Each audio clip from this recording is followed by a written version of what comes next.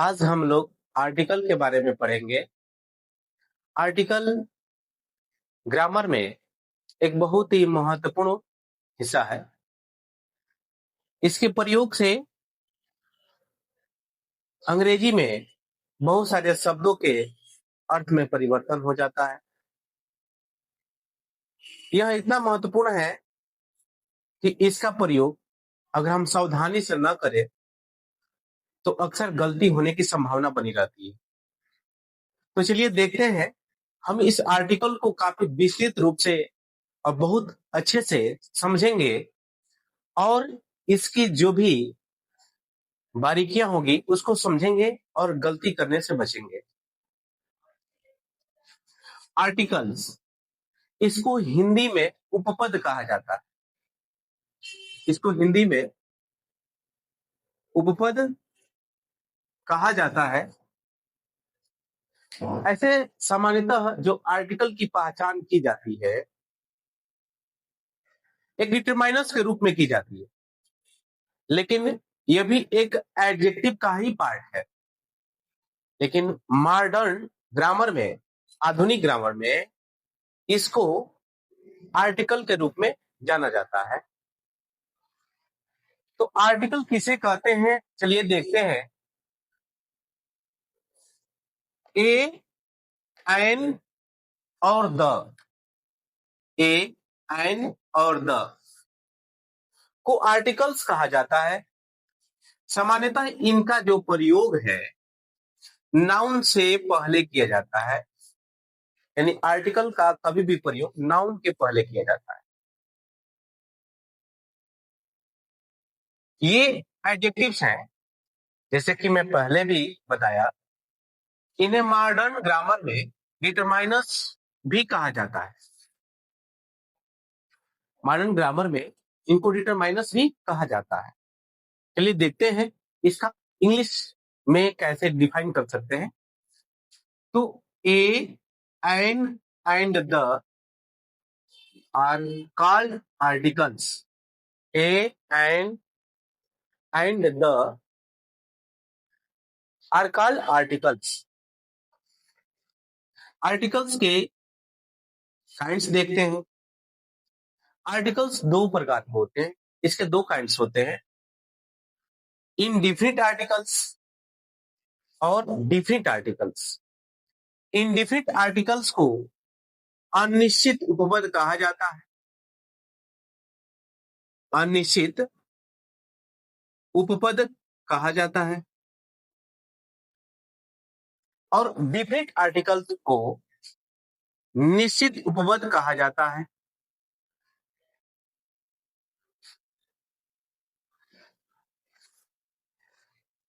Indefinite article का प्रयोग जब किया जाता है तो किसी नाउन के अर्थ को अनिश्चित रूप में लेता है, यानी कि उस नाउन को अनिश्चित करता है। और डिफिनिट आर्टिकल का जब प्रयोग किया जाता है जिस नाउन के पहले किया जाता है तो उसको निश्चित कर देता है। चलिए देखते हैं कि कैसे। इनडिफिनिट आर्टिकल्स ए या एन का प्रयोग किसी नाउन के पोजीशन को इनडिफिनिट या अनसर्टेन यानी अनिश्चित बनाने के लिए किया जाता है। फिर से देखते हैं, ए या एन का प्रयोग किसी नाउन के पोजीशन को इनडिफिनिट यानी अनसर्टेन मतलब अनिश्चित बनाने के लिए किया जाता है। जैसे में ही सा एन ओल्ड मैन। ही सा एन ओल्ड मैन माने उसने एक बूढ़े व्यक्ति को देखा, लेकिन किस बूढ़े व्यक्ति को देखा यह निश्चित नहीं है। जैसे और भी हम एग्जांपल ले सकते हैं, a man can do this. अगर कोई काम हो, कोई घटना हो और कहा जाए कि एक आदमी इसको कर सकता है, यानी कोई भी आदमी कर सकता है, ये निश्चित नहीं है कि कौन आदमी करेगा। तो ए का मीनिंग यहां पे ध्यान देंगे। ए या एन का शाब्दिक अर्थ एक सब, प्रत्येक, प्रत्येक हिसाब से, प्रति या कोई, इतने अर्थों में होता है। यानी ए या एन का प्रयोग एक, सब, प्रत्येक, प्रति या प्रत्येक के हिसाब से या कोई के अर्थ में होता है। ए या एन का प्रयोग हमेशा सिंगुलर काउंटेबल नाउन के साथ होता है। ए या एन का प्रयोग हमेशा सिंगुलर काउंटेबल नाउन के साथ होता है। ए या एन का प्रयोग कहां नहीं करते हैं? तो ए या एन का प्रयोग अनकाउंटेबल नाउन या प्लूरल नाउन के साथ नहीं किया जाता है।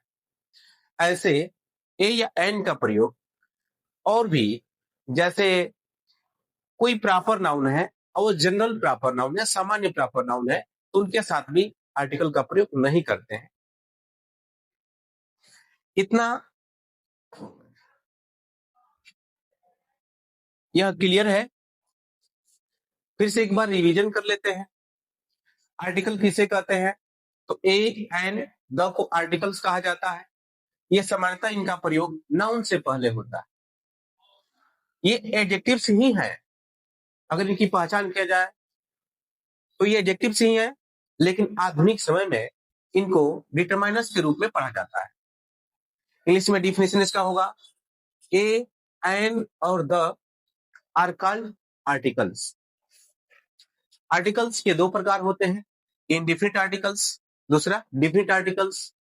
इनडिफिनिट आर्टिकल ए या एन होता है और डिफिनिट आर्टिकल्स द होता है।